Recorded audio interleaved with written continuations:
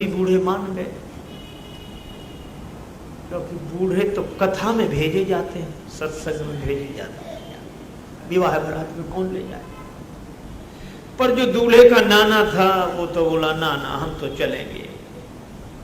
अरे कहा, कन्या के पिता ने कहा कि बारात वापिस कर देगा अगर बूढ़ा दिख गया तो।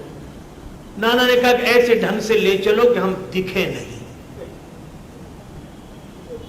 तो मोटर कार में जहां सामान रखा जाता है वहां नाना जी का इंतजाम किया गया, छिपा कर ले गए। लेकिन बारात पहुंची, कन्या के पिता ने अपना एक गुप्तचर भेजा कि देखो कोई बूढ़ा तो नहीं आया है। उसने कहा कि नहीं, कोई बूढ़ा नहीं। तो उस कन्या के पिता ने अपनी ओर से एक सेवक भेजा संदेश लेकर कि हम अपनी बेटी का विवाह करने के लिए तैयार हैं, पर हमारी एक शर्त है, वो पूरी करनी पड़ेगी। क्या? बोले हमारे गांव के किनारे जो नदी बह रही है उस नदी में पानी की जगह शुद्ध दूध बहा दो तो हम अपनी बेटी का विवाह करेंगे। अब नवयुवक सब परेशान, खूब अकल लगाई और पढ़ाई लिखाई कुछ भी काम नहीं आई। बोले नदी में पानी और उसमें शुद्ध दूध, अंत में बोले इम्पॉसिबल, असंभव। तो कहा कि फिर बारात लौटा ले चलो।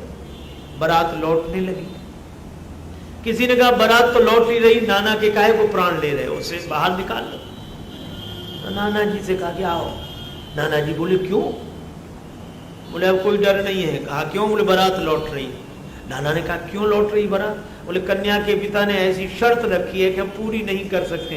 कौन सी शर्त? यही कि गांव के किनारे नदी में पानी की जगह शुद्ध दूध बहाना होगा। नाना बोला छोटी छोटी बातों पर कहीं बारातें लौटती। लड़के बोले दिमाग खराब है, छोटी बात है। नाना बोला बिल्कुल छोटी बात। तो बोले फिर हम क्या करें? बोले कुछ नहीं, तुम भी अपनी ओर से एक सेवक भेजो और संदेश भेजो कि हमने दूध का इंतजाम कर लिया, नदी में जितना दूध बहाना हो बहा लो, हमारे पास शुद्ध दूध की व्यवस्था है। लेकिन हमारी भी एक शर्त है। क्या? नदी का पानी खाली तुम करा दो, दूध हम बहा देंगे। अब कन्या के पिता को पता लगा कि वो कहते नदी का पानी खाली कराओ, दूध हम बहा देंगे। तो कन्या का पिता बोला कि जरा छानबीन अच्छी तरह करो, बारात में जरूर कोई वृद्ध आया है, बूढ़ा आया है, नहीं तो ये हो नहीं सकता। इसलिए भाई वृद्ध का सम्मान करो, वय का सम्मान करो।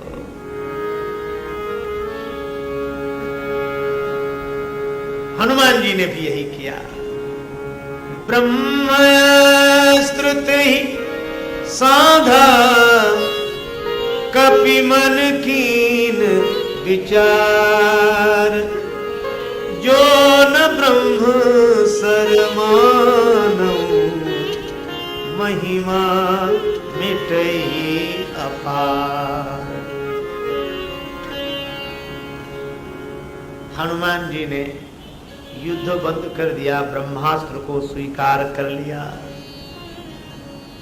अब राक्षस आए तमाशा देखने के, अब तो बंदर गिरेगा।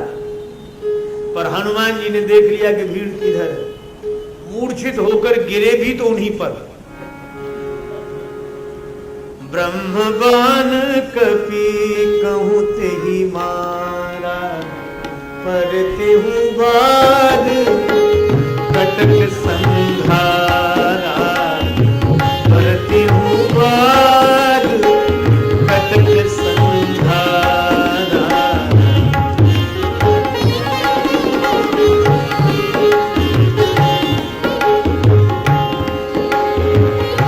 तेहि देखा कपि मूर्छित भयउ,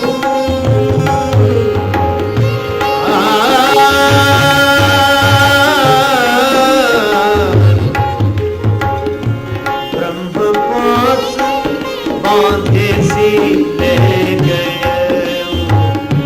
नागपाश बांधे सी ले गए।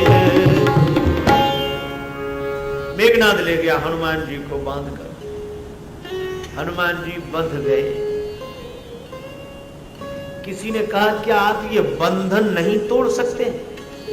हनुमान जी बोले बंधन तो तोड़ सकता था, लेकिन वृद्ध का बंधन नहीं छोड़ सकता, और बंधन के कारण बंधन में पड़ा हूं।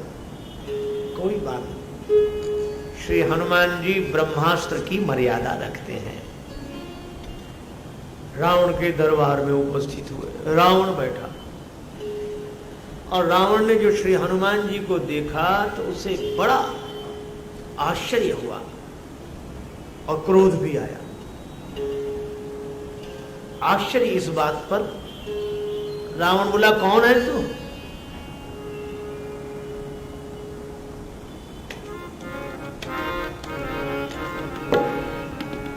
कह लंकेश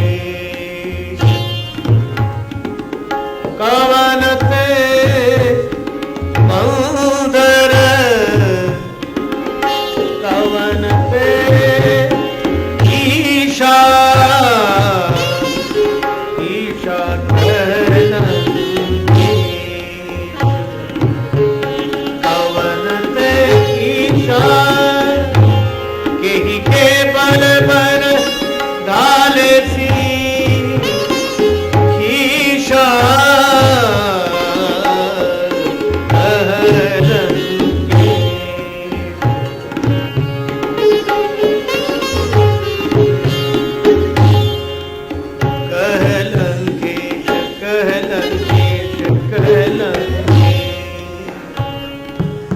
रावण बोला अरे बंदर तू कौन है? किसके बल पर बगीचा उजाड़ा? क्या मेरा नाम नहीं सुना?